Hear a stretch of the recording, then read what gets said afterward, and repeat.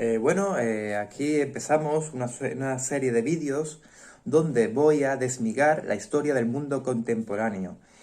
Estos vídeos están orientados sobre todo a aquel estudiante de bachillerato que se ha atascado un poco en el avance de la asignatura, como también al estudiante de la prueba de acceso para mayores de 25 años. Vale, como está diciendo, que me presento, soy Manuel, soy estudiante del grado de Historia del Arte por la UNED, me saqué la prueba de acceso para mayores de 25 años en su día y me grabé una serie de podcasts, una serie de audios donde explicaba el resumen del tema, pero con mis palabras. Esos resúmenes, esos audios, los mandaba al grupo de WhatsApp que teníamos los compañeros, muchos de los cuales me dieron las gracias posteriormente, diciendo que gracias a esos audios pues habían aprobado. No lo sé si es verdad, no sé si es mentira, por lo tanto pensé que igual no se me daba tan mal esto de explicar la historia. La historia para mí es esencial. Yo soy un amante de la historia. Sin el conocimiento de la historia no podemos conocer el presente. Sin el conocimiento de la historia no podemos comprender el futuro. Para ello, pues tenemos un montón de libros, un montón de historiadores, un montón de vídeos documentales donde nos explica el devenir de los siglos. Por ejemplo, la crisis esta del coronavirus, la pandemia que tenemos, ya ocurrió en su momento. No como coronavirus, sino como la peste, por ejemplo, o como la gripe española, que no fue española, por cierto. ¿Vale? Eso ya se explicará más adelante, si Dios quiere. Para mí, el conocimiento de la historia es esencial para comprender nuestro presente. Ahora sí, empezamos esta serie de vídeos de la historia del mundo contemporáneo. Este vídeo se va a titular La Guerra de la Independencia Española. Para comprender la Guerra de la Independencia Española hay que comprender primero lo que se conoce como el Antiguo Régimen. El Antiguo Régimen era un régimen, como dice la palabra, antiguo. A partir de la Revolución Francesa se crea el nuevo régimen. El Antiguo Régimen estaba imperado por una monarquía absoluta, ¿vale? Ostentaba todo el poder, ¿vale? Había una pirámide. Arriba estaba la monarquía absoluta, de que todo el poder lo ostentaba el rey. Tenemos abajo de la monarquía absoluta al clero y a la nobleza, ¿vale? Eso eran los masca, pero el masca era el rey absoluto. Y el tercer estado, que comprendía burguesía, baja gran burguesía, pequeña burguesía, artesanos y demás, era quienes pagaban todo el cotarro. La fiesta que hacía el rey, mientras el pueblo se desangraba en el campo de batalla, mientras los soldados iban al frente a combatir para más tierra, para más dinero, para más prestigio, para más... Vete tú sabes, la monarquía y la nobleza estaban en fiestas, en bacanales, muchas de ellos, ¿sabes? Y era un despilfarro de dinero auténtico. Entonces la burguesía se encabrona porque ellos ven que incluso pueden tener más poder que aquellos nobles. Entonces se crea una serie de revoluciones con el fin de echar para atrás ese antiguo régimen. La primera revolución que triunfa es la Revolución Atlántica o la Revolución Americana, donde las 13 colonias americanas se sublevan de la colonia británica. Ya se explicará esto en otro vídeo. La siguiente revolución que triunfa es, como no, la de la Revolución Francesa. La Revolución Francesa vence gracias por las ideas ilustradas. La ilustración era aquella forma de ver la sociedad como avance, ¿vale? Para el avance.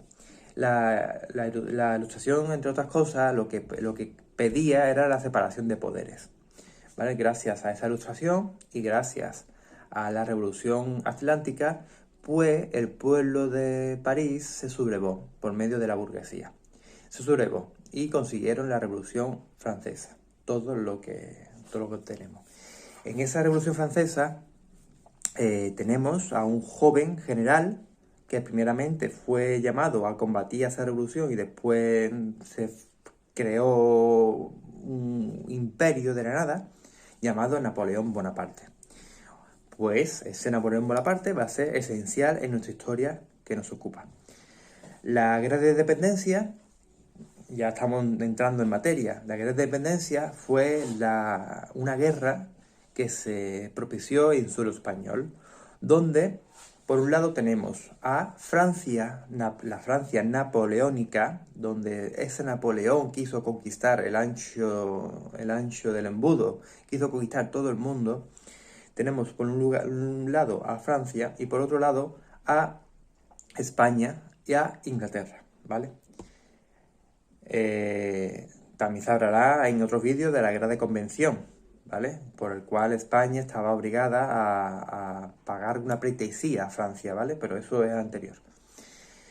Bueno, pues entonces tenemos por un lado a Francia y por otro lado a España e Inglaterra.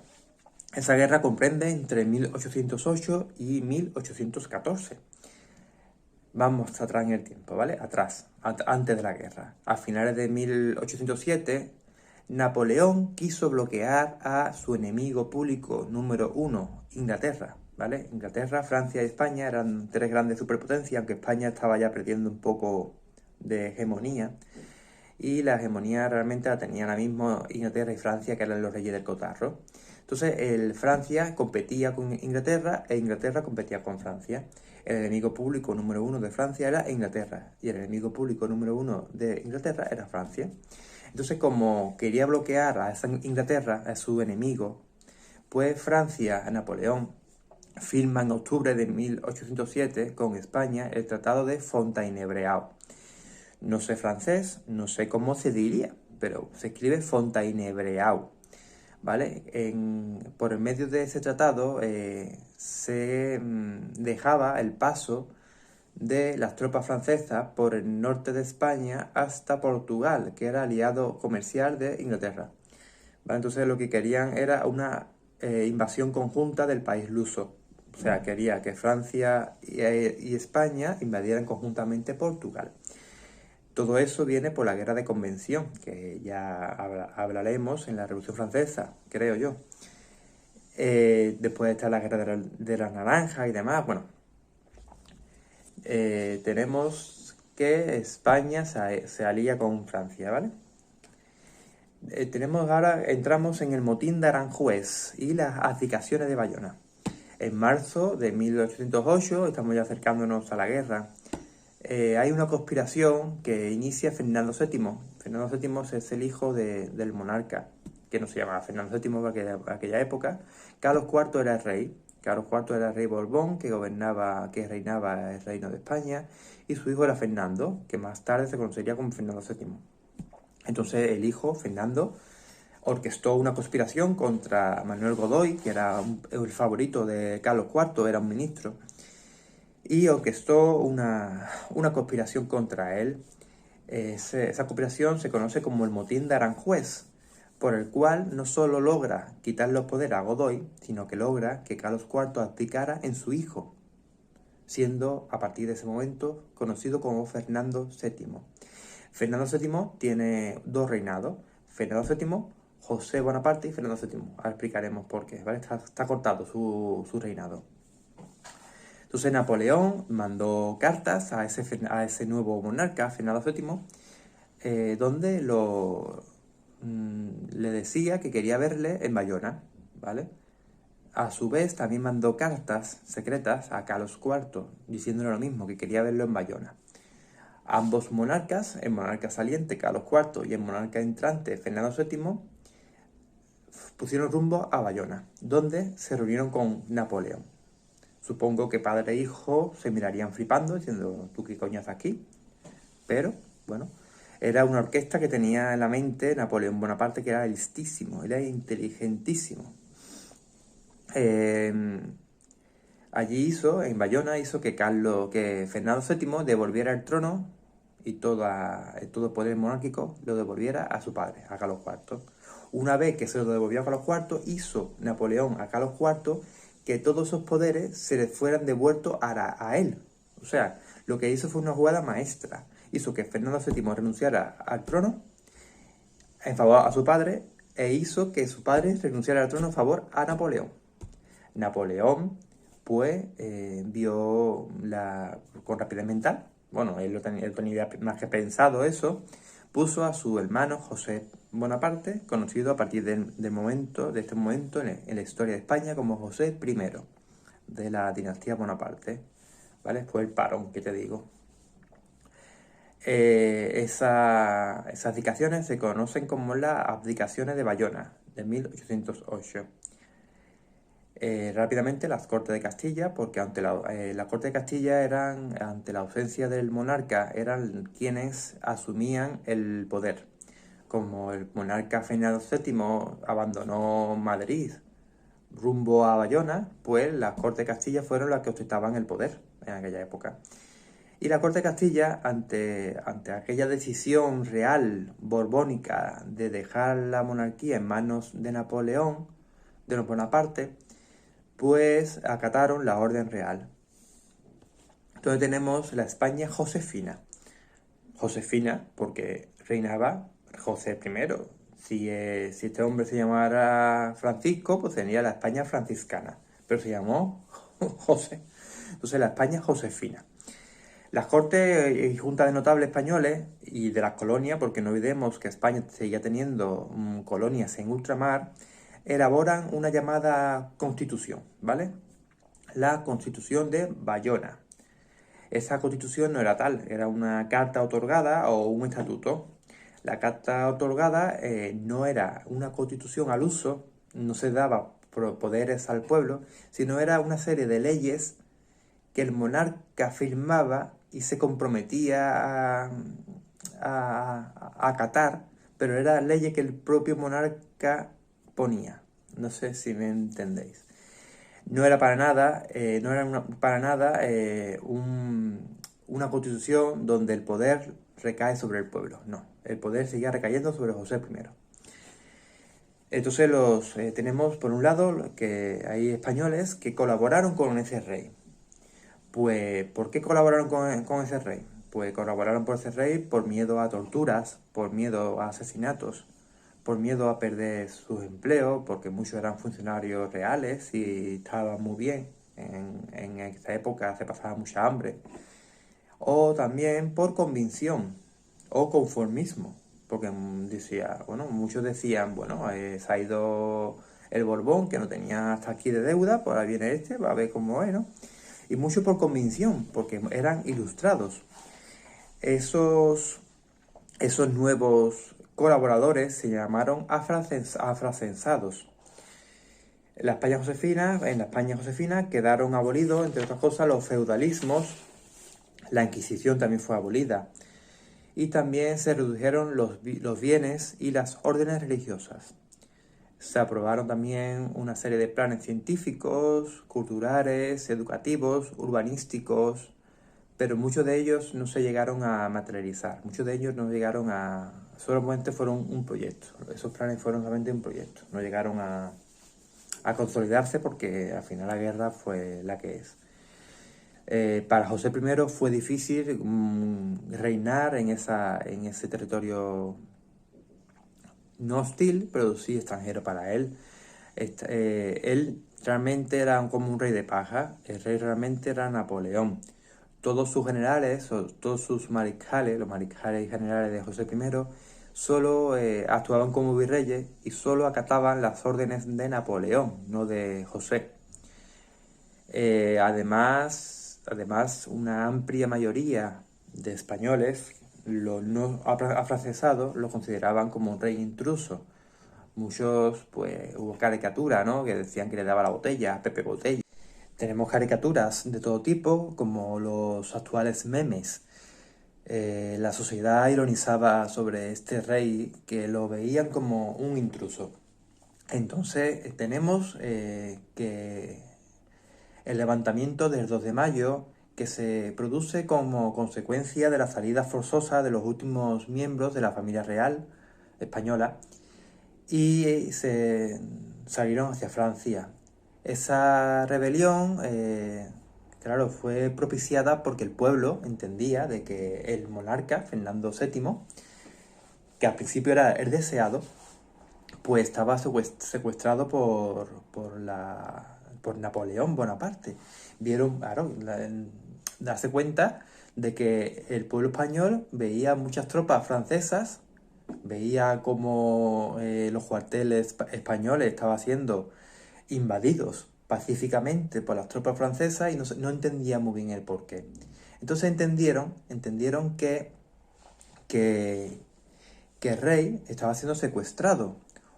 El alcalde de Móstoles llamó a la rebelión armada contra el invasor, ¿vale?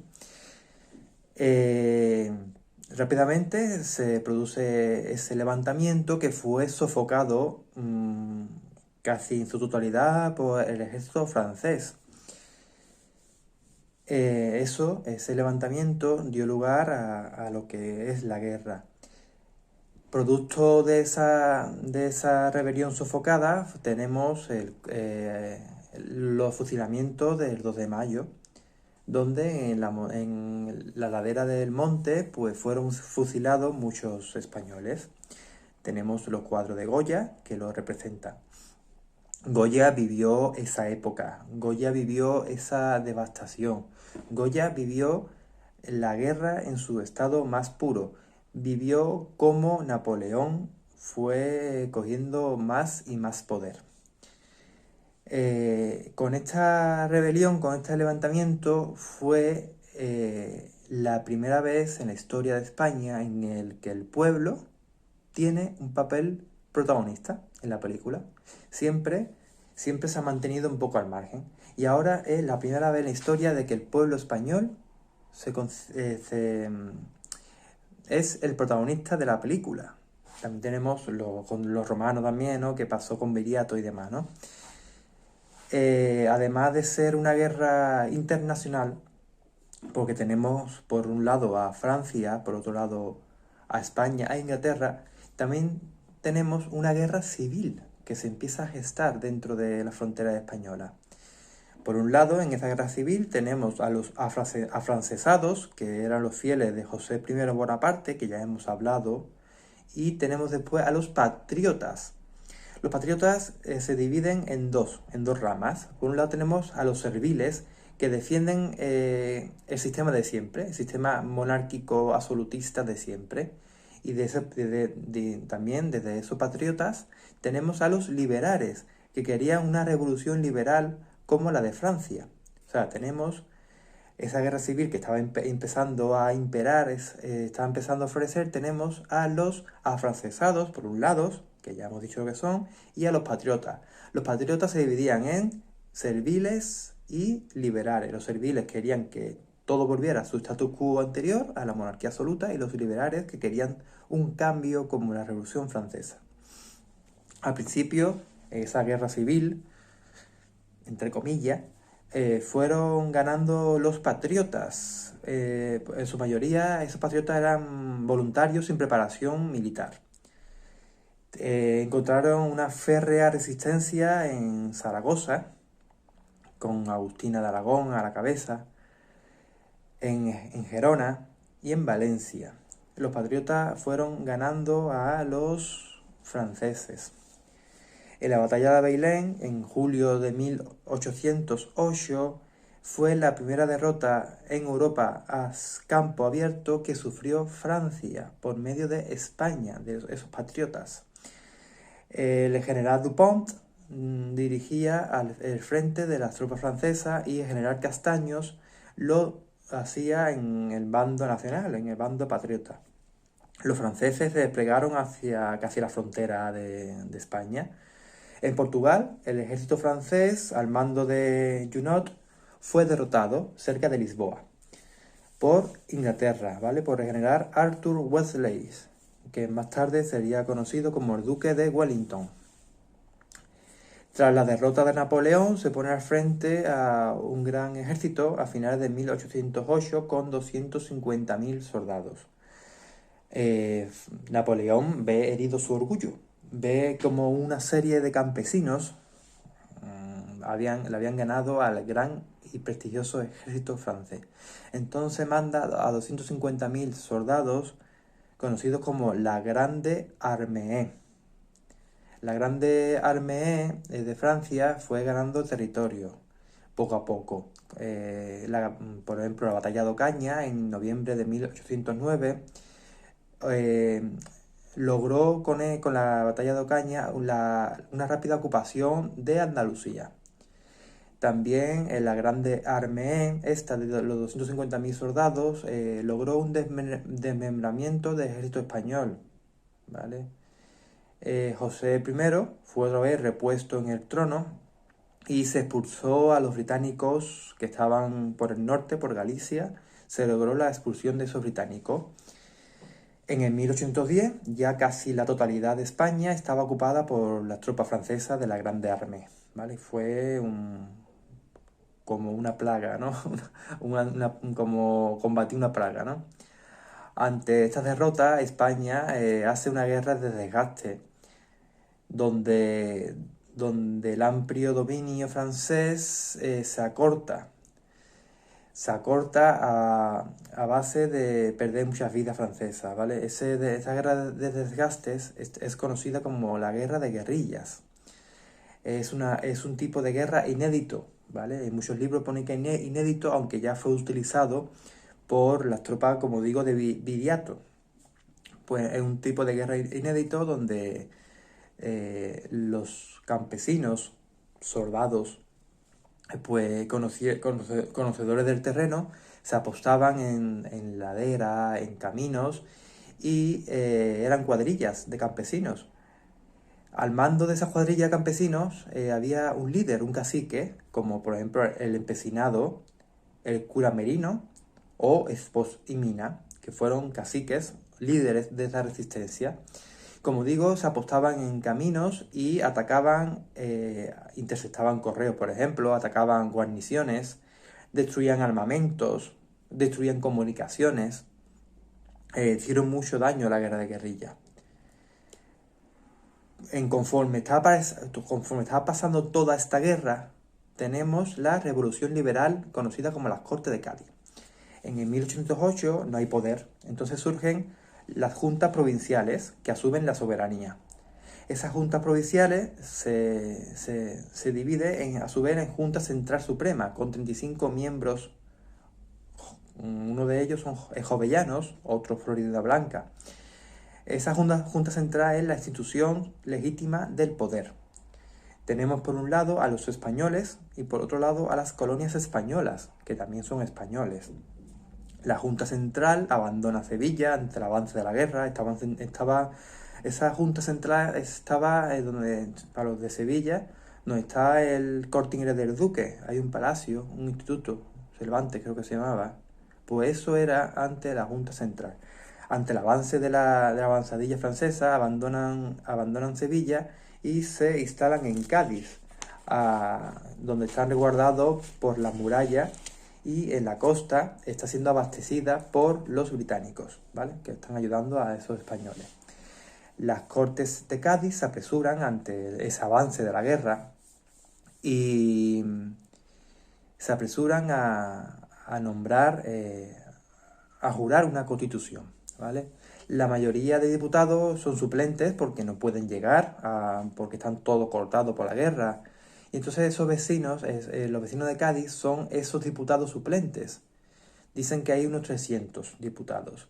60 son americanos y entre todos son funcionarios, abogados, un centenar de eclesiásticos y unos nobles, unos hidalgos, segundones, ¿vale? De la familia, ¿vale? Los liberales y los serviles, tenemos a esos patriotas, ¿vale? Los patriotas serviles y los liberales debaten acaloradamente. Había público incluso, hombres todos, no había mujeres. Entonces reconocen el principio de soberanía popular.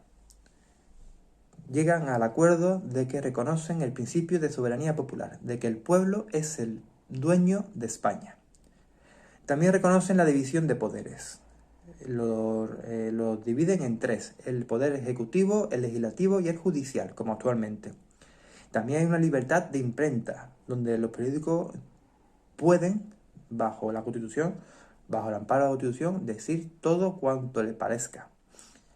Entonces se firma en el 1812, ese 19 de marzo, la Constitución.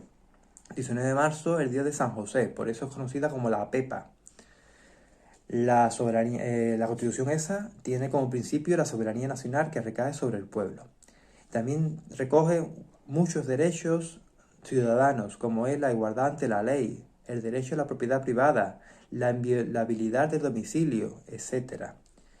Se crea también el sufragio universal masculino, donde todos los hombres pueden votar, ¿vale? Lo que se quiere conseguir es quitar la monarquía absoluta. También se consigue en esa Constitución el privilegio de las Cortes ante el rey, o sea, que las Cortes manden más que el rey, o sea, quitarle poder a la monarquía, lo que quieren con esta Constitución. El artículo 1 de la Constitución de 1812, entre otras cosas, recoge que la nación española es la reunión de los españoles de ambos hemisferios. Tenemos a los españoles y a los españoles de ultramar, que también son españoles. El artículo 12 de la Constitución también recoge que, por ejemplo, que la religión de la nación española es y será perpetuamente la católica, apostólica, romana, única y verdadera. Con este artículo, con el artículo 12, se prohíbe el ejercicio a cualquier otra religión. Por último, entramos en el capítulo El final de la guerra. Hasta mediados de 1812, Napoleón dominaba toda la península, toda. Francia, ¿qué pasa? Que Francia, pues, tiene un fallo, un error catastrófico. Francia le declara la guerra a Rusia, ¿vale? Entonces, Rusia, había una alianza con Rusia y Napoleón la rompe. Entonces, entran en guerra. Napoleón entonces retira a las tropas de España, pensando que estaba ya apaciguada, y las manda a Rusia. Inglaterra, Portugal y España se rearman, aprovechando ese vacío de tropas, se rearman, siempre a la cabeza de Inglaterra, pero también está Portugal y España, se rearman y en la batalla de Arapiles en Salamanca, en julio de 1812, le dan estopa de la buena a Francia. Después llega la toma de Madrid, la victoria de San Marcial, muchas más victorias, poco a poco. El duque de Wellington, que ya hemos hablado de él, asume el mando militar de todas las fuerzas enfrentadas. Es el comandante en jefe de los ejércitos inglés, portugués y español. Esa coalición echan a los franceses y llegan incluso a suelo francés.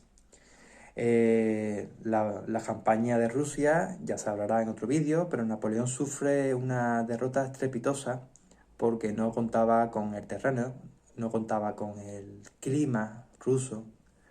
Entonces sufre una derrota brutal. Esta derrota brutal es comparada a la que sufrió Alemania en la misma Rusia, en Stalingrado.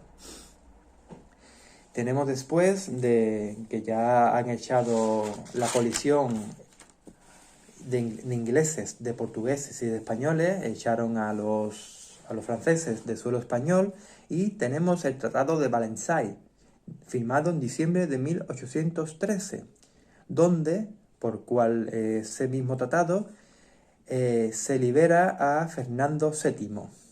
Napoleón en este tratado reconoce la paz y reconoce a Fernando VII como rey de España. Es el fin de la ocupación en la península y el fin de la época imperial napoleónica. Napoleón sería desterrado en el 1814 a Elba, ¿vale? En otro vídeo hablaremos de este Napoleón, de la campaña napoleónica. También hablaremos de lo que se creó después de Napoleón, que la sociedad, las Naciones Unidas que tenemos hoy no es un invento nuevo, es un invento ya que pasó en 1814, que ya lo veremos poco a poco. Entonces tenemos que tras 6 años de cautiverio, ¿vale? Cautiverio porque Fernando VII estaba en los mejores de los lujos, en un palacio levantándose a las 5 de la tarde, con todos los lujos, placeres culinarios y todo, ¿vale? Pero estaba cautivo, pues vuelve a España. Después de esos 6 años, el pueblo de España lo recibe como rey deseado, el deseado, porque era Se pensaba que estaba siendo cautivo en las peor de las infortunias, y no era así. Le esperaba con ansia, el pueblo de Madrid salió a su presencia, el pueblo de España, pero nada más llegar no jura la Constitución, no la jura. Se dejó llevar por 69 diputados serviles y se firma el Manifiesto de los Persas en abril de 1814. Ese Manifiesto de los Persas es la reclamación al absolutismo. En Valencia, Fernando VII disuelve las Cortes y deroga la Constitución. Y detiene también a los diputados liberales. Los tortura y muchos los asesina. Muchos huyen de España. Hay muchos suicidios entre esos liberales porque temen perder su vida a modo de tortura. Se restituyen entonces así las antiguas instituciones y se restituye la monarquía absoluta. El decreto de 4 de mayo de 1814 dice que la obra de Cádiz, o sea, la Constitución de Cádiz, queda abolida y anulada, como si jamás hubiera pasado en el tiempo y se quitase de en medio del tiempo. O sea, con ese mismo decreto hace que la obra de Cádiz, todos los esfuerzos liberales por una España mejor, queden abolidos y anulados. La Iglesia recupera rápidamente las tierras incautadas y se restablecen los gremios, las mestas y el sistema de señoríos y la Inquisición en pleno siglo XIX. Los españoles afrancesados y liberales fueron perseguidos y, como digo, muchos huyeron al exilio. Se prevé que unos 15.000. Muchos de esos exiliados, que como digo, se prevé que fueron 15.000, pues huyen a países como Francia, Inglaterra o América incluso. Y los que no huyeron pues sufrieron penas graves de presidio. Hasta aquí el tema de la Guerra de Independencia Española. Espero que hayáis disfrutado y conforme a la aceptación o no de este vídeo pues haré otros. Con decir con ello que yo con estos vídeos no gano ni pierdo nada, al revés, lo que intento es ayudar al estudiante a comprender un poco más este tema. Y nada, hasta aquí termina el vídeo.